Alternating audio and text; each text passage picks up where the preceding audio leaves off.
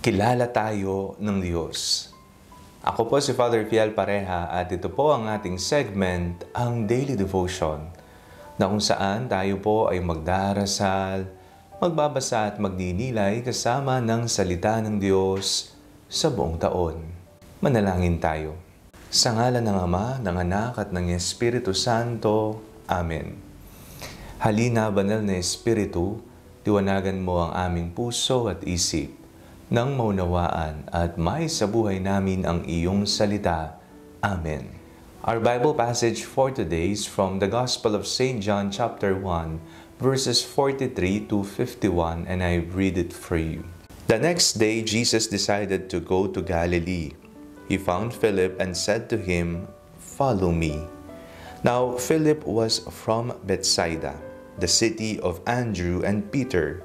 Philip found Nathanael and said to him, "We have found him about whom Moses in the law and also the prophets wrote, Jesus, son of Joseph from Nazareth."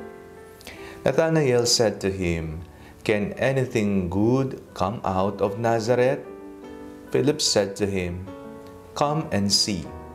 When Jesus saw Nathanael coming towards him, he said of him, "Here is truly an Israelite in whom there is no deceit." Nathanael asked him, "Where did you come to know me?" Jesus answered, "I saw you under the fig tree before Philip called you." Nathanael replied, "Rabbi, you are the Son of God. You are the King of Israel." Jesus answered, "Do you believe because I told you that I saw you under the fig tree? You will see greater things than this." And he said to him, "Very truly I tell you, you will see heaven opened and the angels of God ascending and descending upon the Son of Man." Kilala ka ba ng mga taong nakapaligid sa iyo? O ang mas malalim pong katanungan ngayon ay, kilala mo ba ang sarili mo?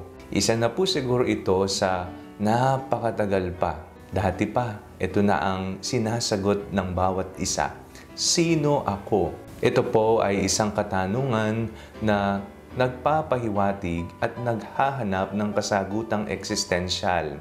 Ang katanungang sino ako ay hindi masasagot sa isang upuan lamang. Kinakailangan itong isabuhay at habang ikaw ay nabubuhay, mga bagong karanasan ang magbibigay sa iyo ng ideya kung sino nga ba ikaw.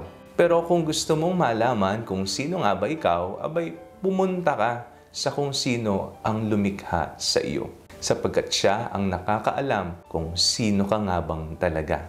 Ngayong araw na ito, ating pong pinagdiriwang ang kapistahan ni San Bartolome. Sa ating pong binasang ebanghelyo, nabanggit po ang pangalang Nathanael.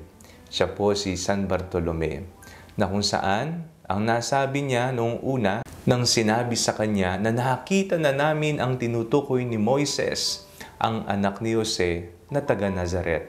At ang sabi ni Nathanael, meron bang maganda na manggagaling sa Nazaret? At ang tugon nila ay, halika, tingnan natin, tingnan mo, come and see. At nang makita nga ni Jesus si Nathanael, sinabi niyang nakita na niya ito sa ilalim ng isang puno. At ang tugon ni Nathanael ay kamangha-mangha sapagkat hindi siya makapaniwalang kilala siya ng Panginoong Hesukristo. Ang sabi ni Jesus, "I saw you under the fig tree before Philip called you." Nathanael replied, "Rabbi, you are the Son of God. You are the King of Israel." Guro, kayo po ang anak ng Diyos. Kayo po ang hari ng Israel. Kilala ni Jesus si Nathanael. Kilala din tayo ni Jesus. Tayo nang galing sa Diyos, kilala tayo ng Panginoon, at kung ano man po sa kasalukuyan ng ating pinagdaraanan, alam ng Panginoon. Ito po ay isang magbuting balita sa atin na dahil alam ng lumikha sa atin ang ating mga karanasan at pinagdaraanan sa buhay, masigit niyang ipaparamdam sa atin na hindi tayo kinalimutan, hindi tayo papabayaan at patuloy tayong mamahalin niya. Sino ka nga ba? Ikaw ay anak ng Diyos na patuloy niyang minamahal. Manalangin tayo. Panginoong Kristo, maraming salamat po sa iyong pagmamahal. Panginoon, kayo na po ang bahalang gumabay sa amin upang mas makilala namin ang aming sarili, makilala ka namin, mahalin ka namin, mapagsilbihan ka namin. At sa bandang huli, kami na iyong nilikha ay babalik sa iyo, aming manlilikha. Amen. Sa ngalan ng Ama, ng Anak at ng Espiritu Santo. Amen. Huwag po ninyong kalimutang i-like ang video ito, mag-comment po kayo and share it with your family and friends.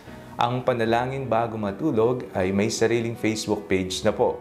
Huwag niyo pong kakalimutang mag-like at mag-follow dito and do not forget to subscribe to our YouTube channel. I-click niyo lamang po ang link na nasa description ng video ito o kaya naman po i-just search Father Fiel Pareha. God bless you po.